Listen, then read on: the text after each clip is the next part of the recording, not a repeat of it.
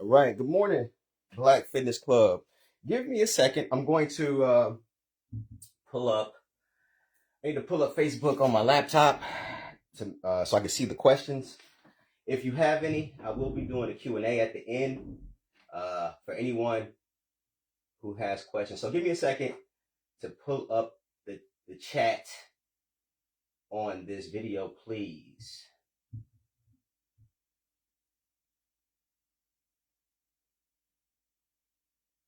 Give me a sec. I am here. Give me a sec. It's always a little hectic trying to get the chat to appear properly in the group. Where is it? Give me a sec. Give me a sec. Come on now. Seemed like it would be at the top. Kind of strange. I can't see. Here we go. This is right here. Boop, boop, boop. There we go. Good morning, Rob. Okay, cool. I can see you. And thank you for, let me mute myself. Thank you for typing something so I can make sure. So do I look okay can you see me? Can you see the board? Give me a thumbs up if you can see the board and see me okay. All right. All right, let's get into it. So, caloric deficit. Why is it overrated? Why do I say that? So, that's what I'm going to talk about today. Why the caloric deficit is overrated when it comes to fat loss, and what we would like to focus on instead for successful, sustainable fat loss. So, real quick, my name is Akil Sherman, and I help busy professionals between the ages of 35 and 55 lose stubborn body fat while helping them develop a healthy and sustainable lifestyle, all within my 6-month program. At the end of this, I will be giving out a free PDF that you can use as a reference sheet in regard to some of the information that I'm going to cover today. Furthermore, a little more about my own background. I am one of the new moderators. I've been in the group for, almost a year and a half, but I've been a moderator for about I don't know if it's even been 3 weeks yet.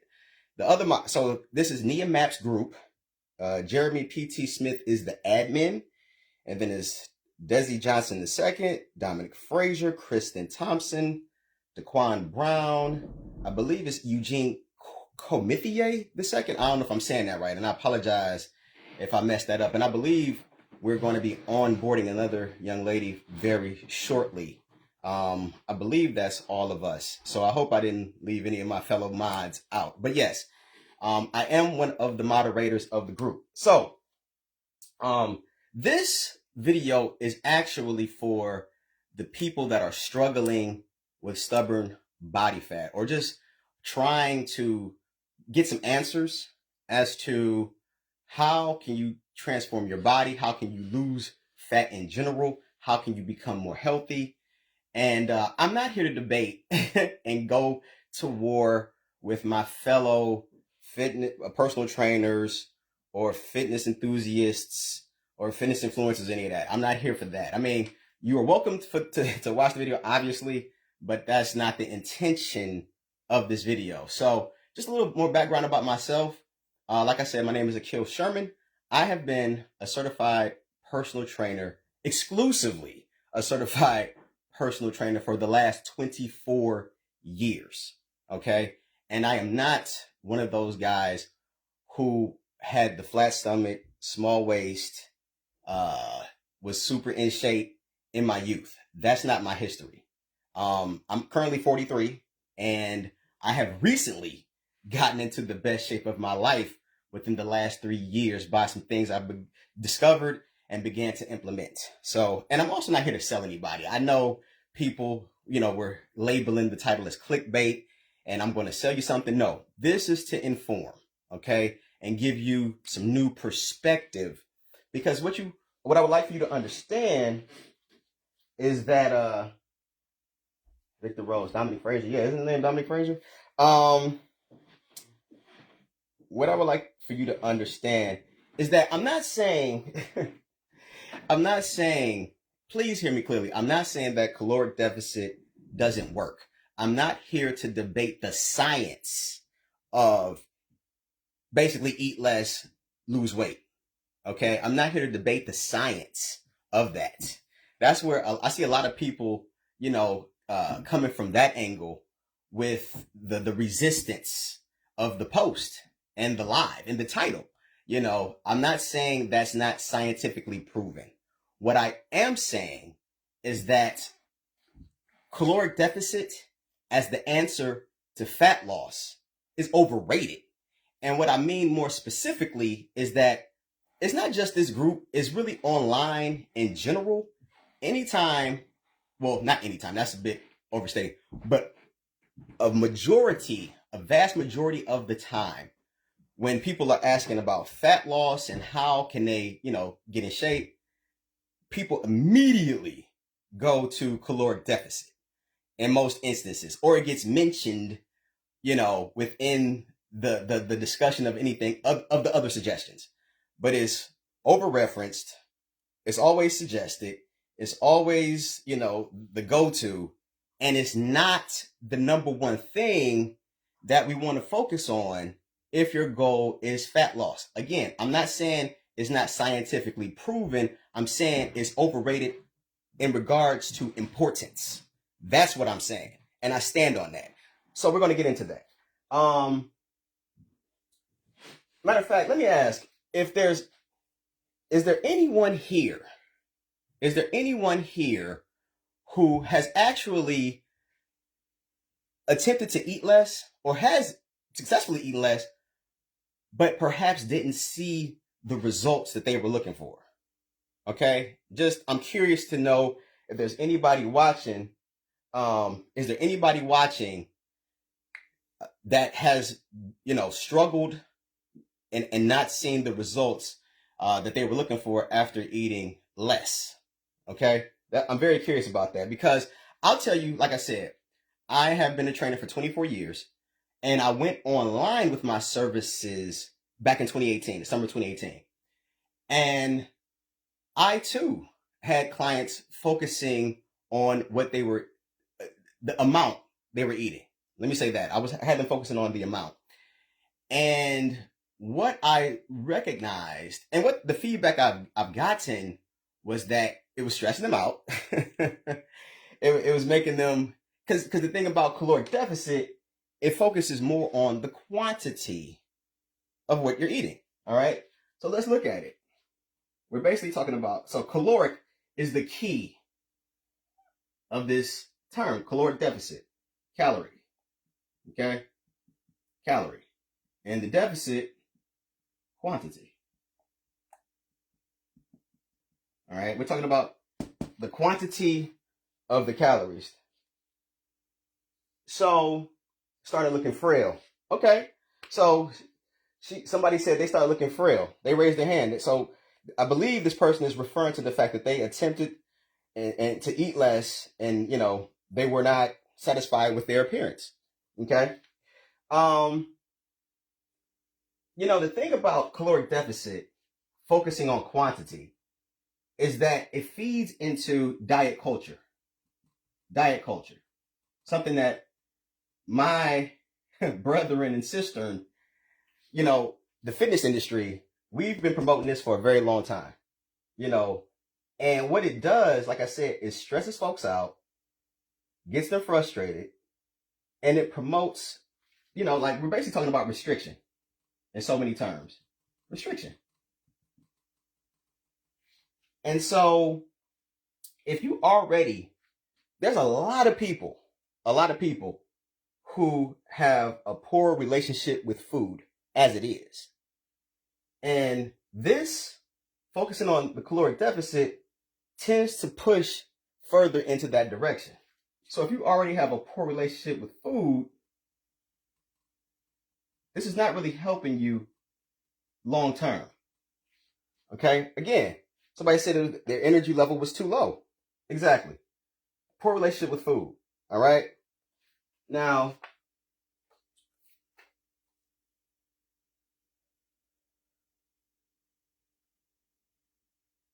checking my notes, want to make sure I cover everything I want to cover. So instead of quantity, because with this, we get focused on how much we're eating. Again, the main thing is calorie. Where you get your calories from matters more than how much you're actually eating. I'm going to say that again. Where you're getting your calories from matters more than how many calories you're eating. All right. Again, the key of caloric deficit is calorie. So let's talk about quality. Quality. Well, I'll leave that up. But I want to make this, I want to highlight this more. I'm going to draw a line through this, and we're going to go with quality. Let's talk about what you're actually eating. Because let me break it down. Let's get into this. Let's say, for instance, I'm going to just throw out 1,500 calories. Let's just say 1,500. Like, because one thing about caloric deficit too, one thing that happens here is that people don't even, most people, not at most, that's a lot. A lot of people don't know how many calories they need anyway. So you can go to Google and type in RMR calculator. I'm more of a fan of the RMR calculator. I know people reference the TDEE. I like the caloric, I like the RMR, the resting metabolic rate / basal metabolic rate, because with the TDEE, it requires you to quantify your activity level on some scale. And people, there's a prevalence of people not accurately quantifying their activity level. I mean, you can, I'm not saying everybody, but there's a prevalence of that. And so you can underestimate or overestimate your activity, and then it'll throw off the number that the TDEE generates. The RMR calculator is a little more straightforward in that it tells you how many calories your body burns at rest. Okay.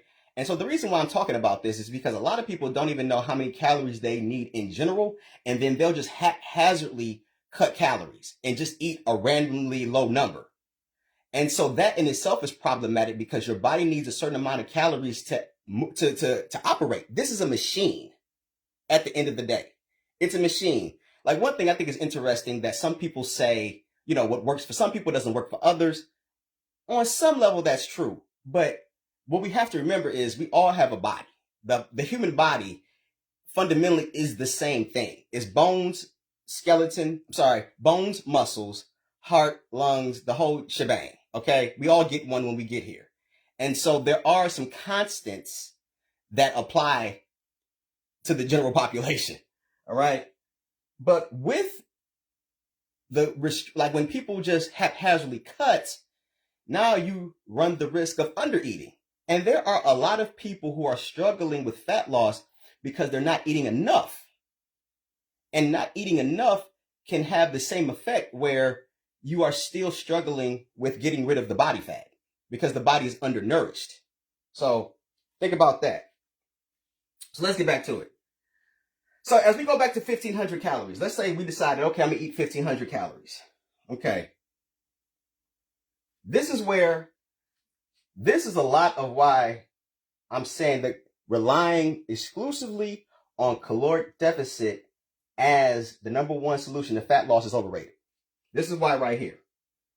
And why I'm challenging you and encouraging you to, instead of looking at the deficit and the quantity, look at the quality. Because here's the deal. It still was composed of refined carbs, refined carbohydrates, processed sugar,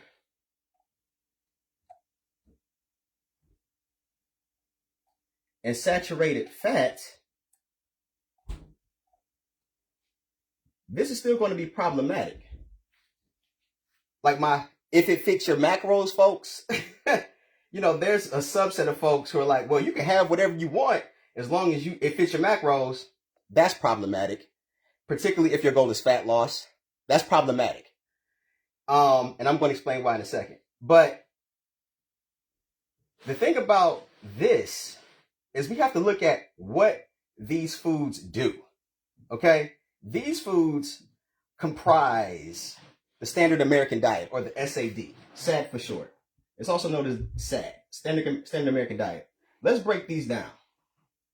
Refined carbohydrates. We're talking about corn, rice, bread, pasta, potatoes, wheat. Okay? Processed sugar, talking about like cookies, cake, ice cream, etc.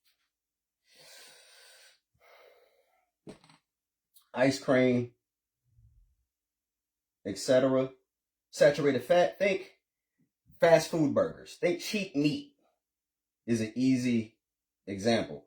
Fast food burgers, like cheap meat. Okay? So these are examples. So like potatoes, we're talking about French fries, chips. You know, there's also like, and the problem with wheat is the gluten. You're like, well, I thought like wheat was healthy. So here's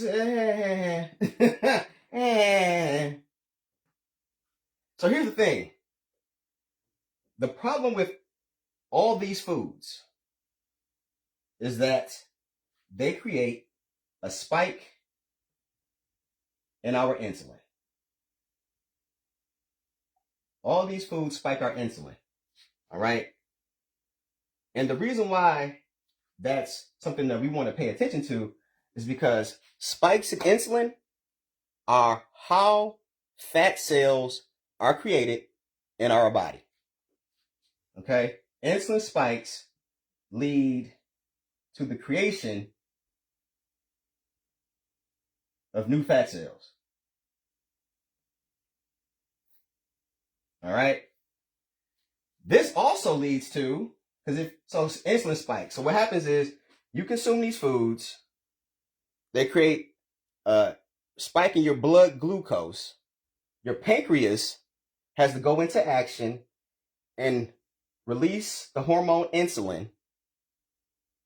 And when that happens, over and over again, we start to create new fat cells. And so for my folks that have, the belly, the love handles, the back fat, the thighs, the arms, that's your body telling you, hey, like if you have those problem areas, those traditional problem areas, that's your body saying, okay, when you spike the insulin and create these new fat cells, that's where I'm storing this.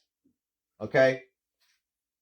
And so the far end of the spectrum, because the far end of the spectrum is insulin resistance and type 2 diabetes. Type 2 diabetes. And so think of insulin resistance, like I said, as a spectrum. And so insulin resistance is where your pancreas gets to a point, like I said, the far end of the spectrum is type 2 diabetes, when the pancreas is maxed out and it can no longer produce insulin because we've demanded too many spikes for too long, and the pancreas is like, yo, man, I can't do this no more. And so now we have to take insulin externally. We got to go to the shop because our body doesn't produce it anymore. However, there's a spectrum. And what I mean when I say there's a spectrum, a history, because like I said, I'm 43. I've been through this. I'm not, let me say this. Let me finish my thought. If there are people watching this or in general that have been eating these foods for years, and so while you may not have type 2 diabetes, you definitely have some level of insulin resistance. And so when you begin to try to eat better, you're not necessarily seeing the results that you deserve, that you're working for, because your body has been trained on how to process sugar, and it's been trained on how to store fat. So the body has a memory. And so, like, you got to think, if you've been eating these kinds of foods for 10, 15, 20 years, and now you've changed your lifestyle for 3 months, and you're hopping on the scale, first of all, stop doing that. But you're likely to see some difficulty. You're not seeing the change that you're looking for. And there's also, like, as I'm talking to you, my mind starts to unfold, and there's other things that, like, body type plays a part. I know there's some people who don't believe in body type. I used to be a person that didn't believe in body type. Let me say that. I was a person that dismissed body type as unimportant, and that was much to my own detriment. Okay? But there are three, I'll cover it briefly. There are 3 main body types, 2 subs. Okay? I can do a whole video alone on body type. But for the sake of this conversation, I want to just touch on it briefly to give you context. All right, we got ectomorph, mesomorph, endomorph. All right, ectomorph are folks small, shoulders, naturally slim, can eat whatever, have a difficult time putting weight on. Mesomorph, naturally athletic, broad shoulders, small waist, generally like a Coke bottle. Think about a Coke bottle shape. And they can put the weight on, but they can sneeze and lose the weight. Like, they can just hit the weights, start exercising, month or 2, pow, weight comes right off. Endomorph, like your boy, we tend to put on fat very easily and have a difficult time getting it off. We are also more prone to insulin resistance as well. So there's a connection here, because what happens a lot of time, the vast majority of fitness folk, trainers that look really good are ectomorph or mesomorphs. And they're usually telling endomorphs how to transform. And endomorphs are like, I'm doing what you're telling me to do, but I'm not seeing the results. That happens a lot. And then we have 2 subtypes. We have ectomeso, where they're naturally slim, but they can put some weight on, but if they stop working out, they'll lose it like that. And then we got the endomeso, which arguably I may be more of that, where they can put on the fat too, it'll come off, but it's still not as easy as the other groups. So there are spectrums. There are some people that are pure, pure ecto, pure meso, pure endo, and then you have a lot of folks that have like a hybrid. But you're not going to get somebody that's an ecto endo. You're not going to have somebody that can easily put fat on and has a difficult time putting fat on and can easily lose the weight and has a difficult time losing the weight. Like that, like what? Just me. You probably heard that. It was like, what? Exactly. All right. But I wanted to point that out because there are people who have been eating like this and are having difficulty losing body fat even when they're in a deficit. Because the other thing that happens when we're eating these kinds of foods is that it also contributes to visceral fat. Visceral fat. And so visceral fat, we have 2 kinds of fat. All right. We have subcutaneous, which is like the pinchable fat. That's the pinchable fat. Visceral fat is fat that is packed in around our organs, in our midsection. So like you can have that belly. For a lot of my people who are struggling with that belly, and it's like, why isn't this belly coming off? That's a different kind of fat. It's not just the subcutaneous fat. And it has been fed by the insulin resistance. And if you're endomorph, you're more prone to the insulin resistance and the visceral fat. Ectomorphs typically don't have that, and mesomorphs don't typically. But you can eat so much of this that you can wreck your metabolism and begin to store visceral fat. That can definitely happen. So you can definitely change how your body responds to food based on what you consume over the long term.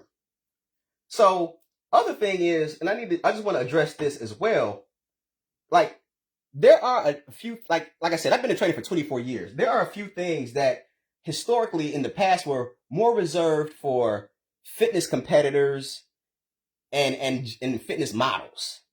Like, and then some of these things made their way to the mainstream, particularly with the rise of social media. Like, what I mean is, like, competitors would cut calories, to try to diet down to hit the stage.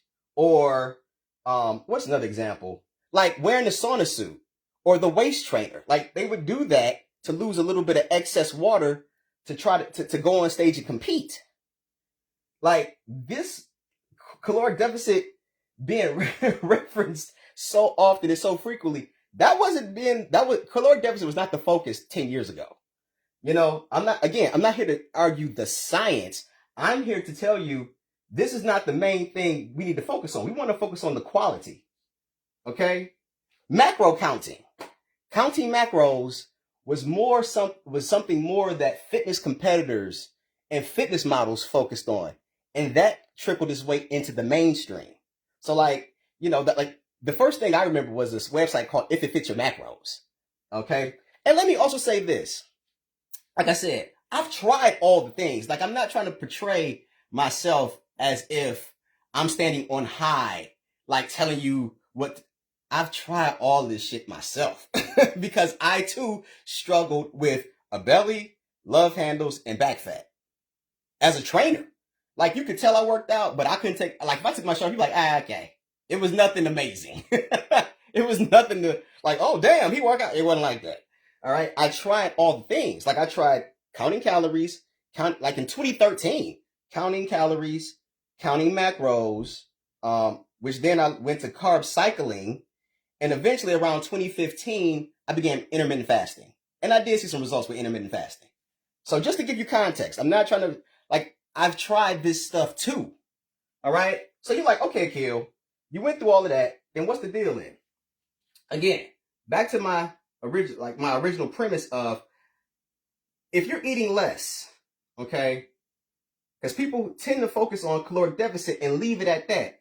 But if you're eating less of this stuff, you are still feeding those fat cells. If you're still eating corn, rice, bread, pasta, potatoes, wheat, and trying to figure out, you're still eating burgers, but it's just less than you used to eat, like you cut back, you're still not going to see the fat loss because this is not great nutrition. And I do have a handout. I mentioned the free PDF where I have these listed, okay, of what you want foods to avoid if your goal is fat loss. And let me just say this, because I can do a whole video on a few of these topics up here. I can do a whole video about them alone. But just to address, because people probably see this list of carbohydrates. So when people say carbs are bad, I need to cut carbs, you're really talking about these refined carbohydrates. You're talking about these refined carbohydrates here. All right? The corn, the rice, the bread, the pasta, potatoes, and like I said, wheat even. And the reason why, look, these foods, they're not inherently bad for you, but here in the States, they are grown and processed in a certain way that when we consume them, they create a spike in our insulin, which leads to all of this over here. All right? Like rice, for instance, my folks in China, they eat a ton of rice, but those are small people. We can agree on that. Italians, they eat a ton of pasta in Italy, but the Mediterranean diet is heralded as one of the best diets around. It's more about how these foods, like I said, are grown and processed here in the US and what they do to our body when we consume them. All right. So when you say I need to cut carbs, I suggest you think further about cutting these particular foods or finding better substitutions. Again, I have a handout, a free PDF that I will offer at the end that anybody can have. All right. But again, other thing with this, like I said, diet culture, because people kind of focus on a diet approach. Okay, well, I'm trying to eat less and they find it unsustainable. So let's talk about what you rather eat over here. Again, my whole point is the quality of the calories matter more than the quantity. What you eat is more important than how much you eat. All right, let's get over here. Vegetables, fruit, lean protein, and gluten-free grains. Again, gluten also creates a spike in our insulin, which is why wheat, like whole grain, is better. Let me put that over here. Whole grain. Look for whole grain or sprouted grain bread, like Ezekiel bread or Dave's Killer bread. Okay? I know people are chiming in, and I appreciate that. I'll get to this. I'm going to address the feed in a second. I want to just kind of keep my train of thought because I'm trying to cover a significant amount of info right here. So please bear with me. I will answer any questions I see over here in the feed, though. I'm going to address that. But this is what you'd rather be eating, guys. Okay? When you're eating like, and water. And water. Let me put that down there. Water. When you're eating like this, you don't need to pay attention to how much you're eating. And for my people out there who like, you can still overeat. Look, man, no one is gaining weight. Folks are not gaining weight from eating too much spinach, kale, broccoli, cauliflower, carrots, bananas, apples, oranges, quinoa, buckwheat, chicken breast, salmon, and water. Let's keep it 100. That's not how people are putting weight on. Okay? So, and then the other part of it, why I'm saying it's not important to pay attention, because these foods contain fiber. You're going to get fiber and water. Well, let me put that back. I'll bring water back in a second. The fiber is going to help you feel full. See, and then we're getting vitamins and minerals.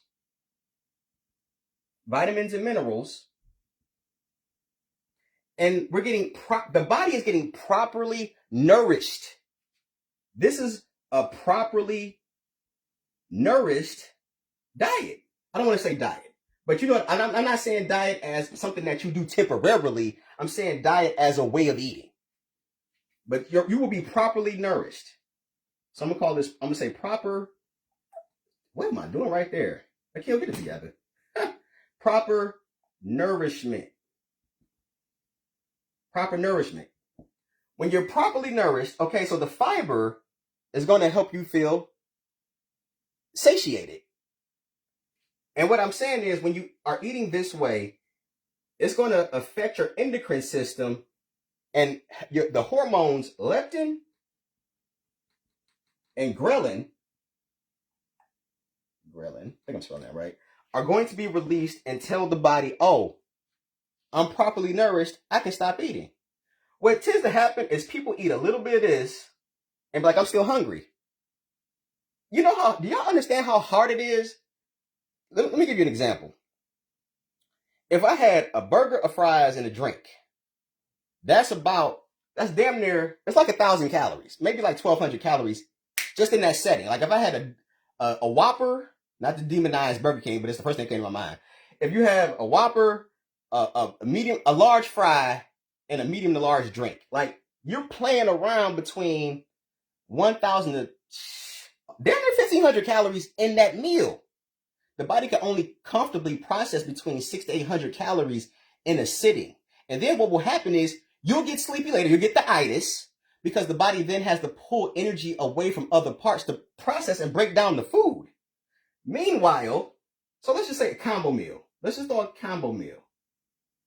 Over here, do y'all know how hard it is to eat 500 calories worth of spinach? Give that a shot. Try to eat like a combo meal versus, let's say we're saying 1,000 calories. Think about 1,000 calories worth of spinach.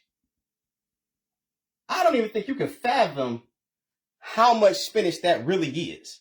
Plus, like I said, the fiber is going to fill you up. You would probably start to have gastric issues, like you'd be gassy and bloated, because it would be so much fiber that the body couldn't process it. It's too much fiber for the system. But the other thing here is, people a lot of people are not eating these foods. A lot of people are eating these foods. And so this also, now you're not regular. You're not regular. I know there are, over my 24 years, I've trained a lot of women. And my ladies are not going to the bathroom every day. Y'all not going every day. And a lot, I mean, that could be hormones and, stress. I understand that. But this also affects, the way you eat also affects your hormones. And helps with your level of stress. Like you can eat these foods and it'll cause you to be stressed, depressed. You can, like a diet high in these foods can lead to depression because they send signals to the brain and they mess with your serotonin and your dopamine and it throws your hormones off. Like a lot of y'all are struggling with your hormones because you've been eating a lot of this. Eating a lot of this right here. But let me get back to it. Look at the difference in food selection. This is why I'm saying caloric deficit and the quantity, sorry. This is why I'm saying caloric deficit and the quantity of the food is overrated. Because it doesn't address the quality. Like, what are you actually eating? So many times I see people asking, well, what kind of foods can I eat to lose fat? When the better thought process would be, what foods do I need to cut out? Because they're not serving me. Because this, not to mention, like I said, the insulin resistance, type 2 diabetes, visceral fat, but also sluggishness, headaches, like it's a plethora, poor rest, inflammation. Like there's a lot of things that come along with eating like this. Meanwhile, coming back over here, when you're eating fruit, veggies, lean protein, gluten-free grains, when I say gluten-free grains, I'm talking about quinoa, buckwheat, millet, sorghum, and drinking water, your body processes this food much differently because you're getting fiber, you're getting a healthy influx of vitamins and minerals, and the body feels satiated and well-fed. When it's nourished, it can use this energy more efficiently. It knows what to do with this. Over here, we got all this madness. The body doesn't know what to do with this. So it matters more where your calories are coming from versus how many calories you're consuming. I'm going to say that again. It matters more where your calories are coming from versus how many calories you're consuming.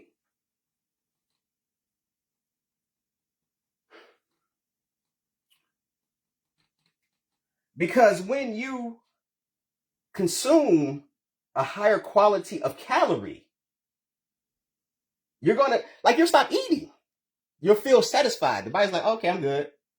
And you feel better. Your energy is up. You're ready to do. When you're eating like this, you're struggling throughout the day. You got the 2 o'clock feeling, trying to figure out why you have a brain fog, why you have acid indigestion or acid reflux, can't rest.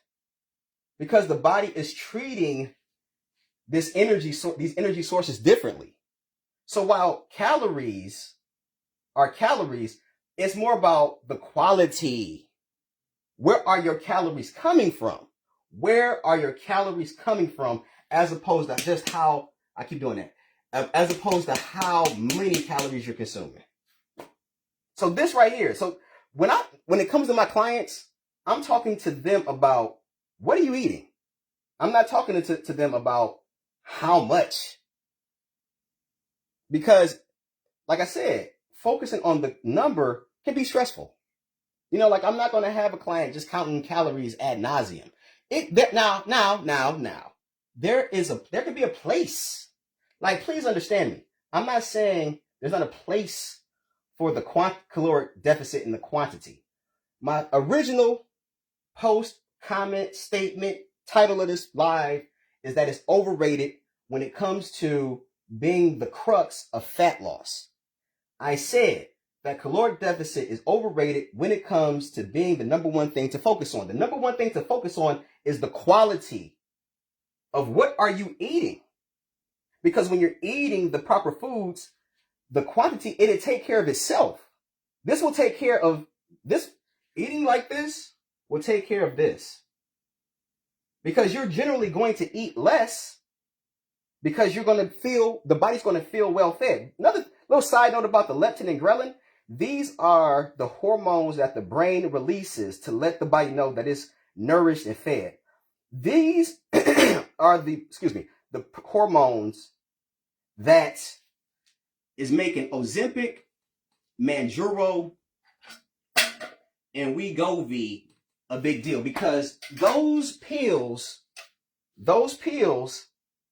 are basically manipulating the endocrine system. And what these pills do is it slows down the digestion of the food in the body, and it also artificially stimulates the leptin and the ghrelin in the body. The thing with that, though, and I'm not here to judge. You can take your pills if you want to. It's your body. I'm not here. I don't give a shit. Let me just say that. I don't care. It's your body. Whatever you want to do. But what I will say is you're not really addressing the root issue with proper nutrition. Proper nutrition, because if you read through, you have to keep taking these for the duration, because if you stop taking them, you're gaining weight back. You got to think, guys, like, listen, we all adults here. This is America. It's capitalism. That's big pharma. They making their bread. So they're going to have you in a situation where you're going to have to keep taking this for the rest of your life. You know, again, if that, and I'm not knocking, if that's what you want to do, it's your body, then I know it's diabetics who really need it. So again, I'm not here to judge. That's not the position of this conversation. Anyway, that is what I was referring to. So for all my people who thought like I was going to come on here and be like bait and switch, no, I'm really saying caloric deficit is overrated as the focus if your goal is fat loss. Let me get into these questions. All right, let's see what we got. But thank you, appreciate y'all. Let me see. I'm scrolling through the joint. All right, man. All right, boom, boom, boom. Most people.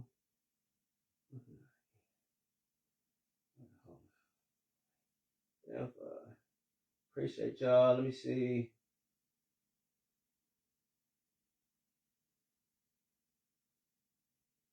Don't be messing with my sauna suits. Hey, man, I did that. Let me tell y'all something. Again, like I said, I'm the guy who tried all the things. Quick story. When I was 19, does sweet potato? No, sweet potatoes are cool. Let me say this. Sweet potatoes are cool because they fall under. Well, those are complex carbohydrates. They actually don't fall under any of these. Well, it would be a root vegetable. Let me say that. Sweet potatoes are a root vegetable. Potatoes are a root vegetable. They're just high in starch. And so these are starch. These are all starch. And so starch is what creates the insulin resistance. Starch spikes our insulin. Starch is the thing. Because you got to think. Corn, rice, and bread are what we give mammals to fatten them up for slaughter. That was messed up that I gave you that for the slaughter. But that's what we feed animals, though. We feed livestock and we fatten them up with that. With the starch. So that's why, like, think about cornstarch. All right? Or with corn, like high fructose corn syrup, you know, which would fall under processed sugar. Like, those are the things we want to avoid. Because you can eat less of that and still feed the fat cells. I don't know if I said that. Like, that was the other thing I wanted to get to. I'm glad we stuck around for a little while. Like, even eating less of this stuff is still going to keep your fat cells nourished. You don't want that. You want the fat cells to shrink, and you want to see fat loss. That's why we eat like this. Let me see what we got. Yeah, boom, boom, boom. This one up, baby. Shout out. Just checking. Oh yeah. Magnificent education. How do we address visceral fat? That's a great question. I'm gonna just be direct. Over the last 3 years, I have very vigorously adopted water fasting. I could do a whole video on that. Water fasting. There's a certain way to go about that. That deserves its own video. But, like, for instance, yesterday, I just came off a 5-day water fast. Yesterday. My last meal was on Sunday at 10 p.m., and I just broke it yesterday at around 2 in the afternoon. In January, I did 10 days. I don't recommend that. I don't recommend you do that. I'm not recommending you do 5 days. But it does matter how you go into a water fast, how you exit the water fast. All of the benefits are not constrained solely to the water fast. But that is a great way to target the visceral fats. And I probably should make a video about that alone. I could dig deep into that. I know people will hear that and just go run off and do a water fast. That's up to your own discretion. I'm not a doctor. I don't want y'all to, this ain't Facebook Doctor MD. I'm not saying that. But it has helped me tremendously. And it's helped my clients. That's what I do. I do incorporate water fasting with my online clients. I'll say that. Do you recommend protein powder? What's the best protein powder to use? I do enjoy protein powder. I try to avoid powders with like sucralose and like the artificial sugars. I'm currently drinking one called it's by Way Fantastic.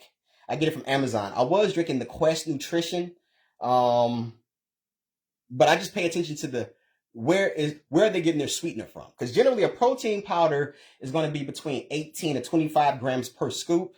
You want it to be like maybe 1 to 3 grams of fat, maybe, and generally maybe 1 to 3 grams of carbs, if that. So there is a difference between a protein shake, a nutrition shake, and a weight gainer shake. Those three things are different. All right. Protein is literally what it says, a protein supplement to help you increase your protein intake for the day. A nutrition shake is something like Slim Fast, where you're going to get some concentration of carbohydrates and fats because it's positioned more as a meal. And then a weight gain shake is going to be very high in calories because you're looking to consume that to up your caloric intake. So those are three different things. I was going to tell y'all a story. Somebody mentioned about sauna suits. I just kind of skipped over that. Let me see. Impossible with the whole bag. This is good. I'm going to put my body. I am doing a supplement also, but in smoothies, you join ginger. Yep, ginger's pretty great.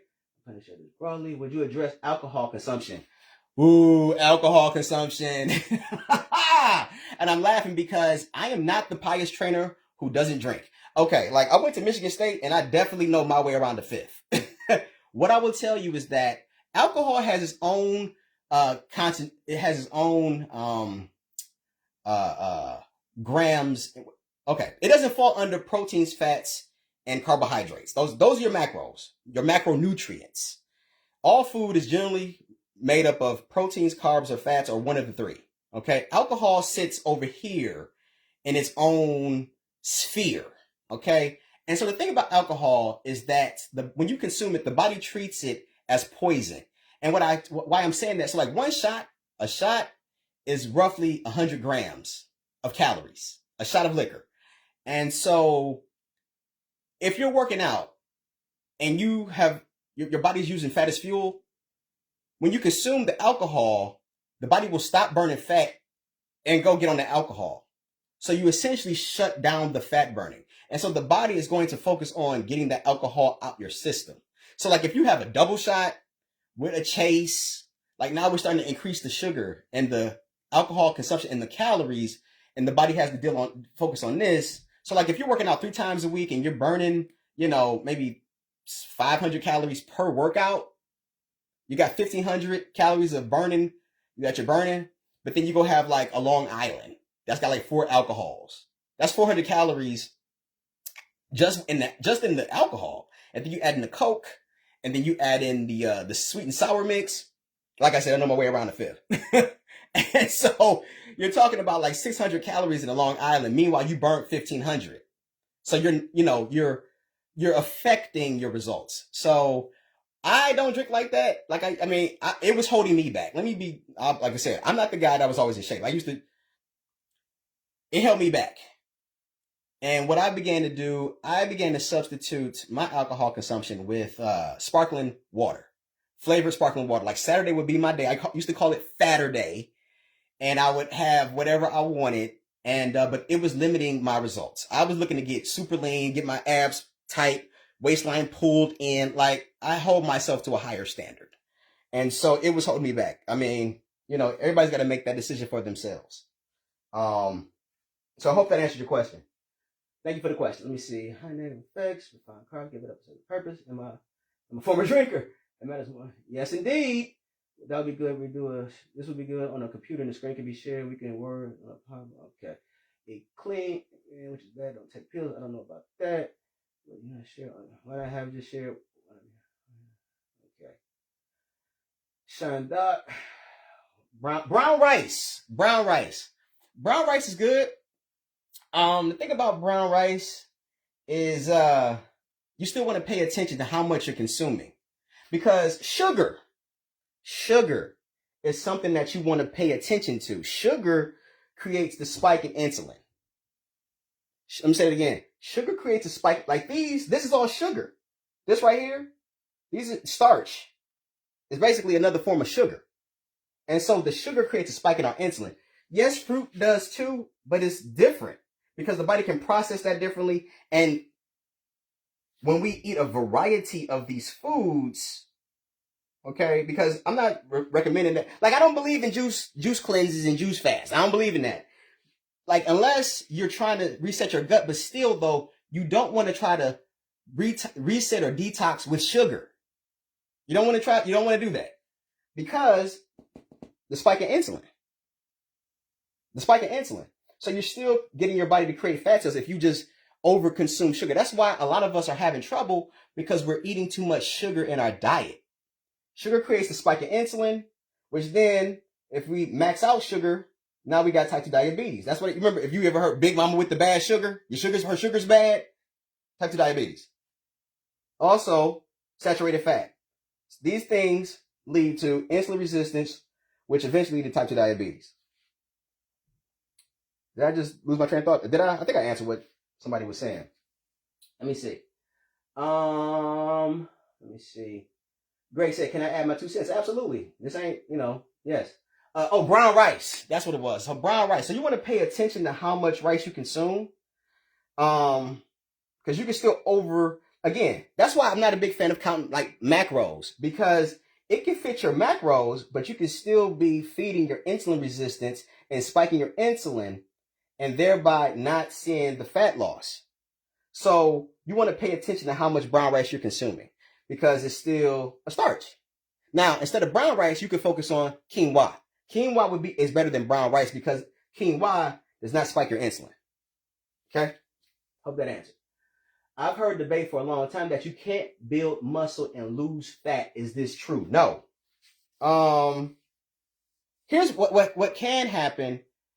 No, because as you work out and challenge the body, you're going to lose fat as well as strengthen and condition the muscle you have. Let me say this. It is very difficult to add on just 1 pound of muscle. For most folks, it's difficult to add new muscle. Okay? What happens a lot of time is that you're strengthening and conditioning the muscle you have. I'm stalling because I'm thinking, what time is it? Oh, because I have a call with one of my clients. Like I said, if you're interested, I have a free PDF that outlines these foods. If you want it, just let me know in the comments and I'll send it to you via Messenger. You don't have to give me your email address. I'll just give it to you. Okay? That was the freebie I was talking about in the text. If y'all thought this was valuable, let me know. Like I said, me and the other moderators, we're talking about doing more of these. We're looking at doing some joint lives, as well as these solo lives. So stay tuned. We're looking to do some more exciting things here in the group. I will definitely be doing more solo videos, 100%. Because I have a lot of, like I said, I just want to share the knowledge. I know people thought it was going to be dubious. I hope y'all understand where I was coming from when I said what I said, though. I stand on what I said. Let me see. I wanted to join the live. Oh, well, you know what you meant that. Omar, yes. Yep. Thank you, Greg. I appreciate y'all joint lives with the other moderators. You all are welcome. I appreciate y'all for hanging out with me. Again, let me know if you want the PDF. Like I said, my name is Akil Sherman. I'm one of the moderators here. If you want more information about my own services, you can. I offer a 6-month program. I'm not saying this to be arrogant or condescending. I just want to be transparent. There are 3 things that I look for to work with someone. Number 1, you got to be ready. I need you to want it for yourself more than I want it for you. Number 2, you have to be comfortable with working out on your own. I create programs to give. I don't do the Zoom thing. Like, we're not going to look at the phone on each other, and I'm not going to exercise with you. I don't do that. But I will create a customized program for you that's composed of videos that I have shot myself that I explain and demonstrate demonstrate the exercise. And lastly, I'm expensive. I am expensive. So I just want to put that all out there. I'm very transparent with that. All right. I came in late. What I heard was interesting. Yeah. Okay, cool. So listen, like I said, I got to go because I have a call with one of my clients. Man, thank you, Black Fitness Club, for hanging out with me this Saturday. I hope you found this informative. But like I said, I just want to give you some perspective around caloric deficit. Like, we say that all the time, and I'm like, that's not the number one thing. I know there's a lot of people who are skeptical who was bringing the heat in my post yesterday. I hope they look at this. And then, like I said, you can watch the video and judge for yourself. Anyway, enjoy your weekend. Get out and get some sunshine. Hopefully it's great in your part of the country, or your part of the world, depending on where you're watching. Thanks for hanging out. I will talk to y'all later. Take care.